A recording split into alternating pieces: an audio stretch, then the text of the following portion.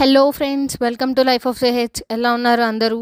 ఈరోజు నేను మీకు 40-50 ఇయర్స్ నాటి రాగి సంగటి ఎలా చేసుకుంటారో చూపిస్తాను. ఆంధ్ర స్టైల్లో చూపిస్తాను అనమాట. అండ్ ఇది one of the healthiest recipe and easiest recipe కూడా.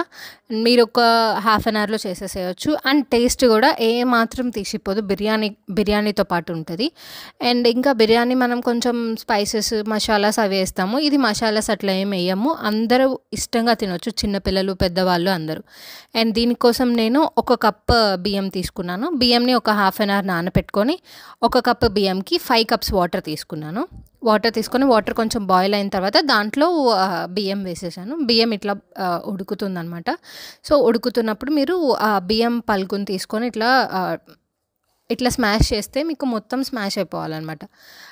అన్నం ఏంటంటే 110% ఉడకాలి. కొంచెం ఎక్కువ ఉడికితేనే బాగుంటుంది ఎప్పుడు ఉడికేదానికంటే. ఇక్కడ నేను గరిటతో చూసాననమాట. అన్నం అనేది మెత్తగా అయిపోయింది. మీరు కూడా ఈ క్వాంటిటీలో ఉడకపెట్టుకోండి. అండ్ అన్నం ఏ కప్తో అయితే తీసుకున్నామో సేమ్ అదే కప్తో రాగి పిండి ఒక కప్ తీసుకుందాము.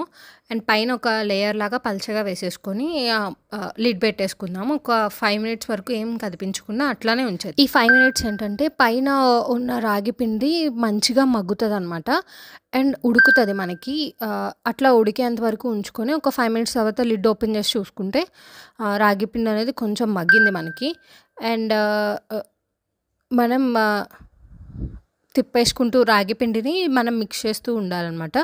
సో మొత్తం రాగిపిండి అన్నం, మనం ఉడికించిన అన్నం మొత్తం మిక్స్ అయ్యేంత వరకు మిక్స్ చేసి, అండ్ చూసారు కదా నేను ఎట్లా మిక్స్ చేస్తున్నా, అట్లా మిక్స్ చేయండి వేడి మీద ఉన్నప్పుడే. అండ్ ఇంక ఇప్పుడు స్టవ్ ఆఫ్ చేసేసుకోవచ్చు. ఆఫ్ చేసుకొని ఒక స్పూన్ నెయ్యి వేసేసుకొని మనం పక్కన పెట్టేసుకుందాము. ఒక 5 మినిట్స్ పక్కన పెట్టుకుంటే ఇప్పుడు రాగిపిండి అన్నం మొత్తం కలిసిపోయింది కదా. సో రాగిపిండి ఫ్లేవర్ అనేది మొత్తం మనకి తెలుస్తుంది అండ్ వస్తుంది కూడా. నెయ్యి వేసుకుంటే మనకి మంచి స్మెల్ వస్తుంది.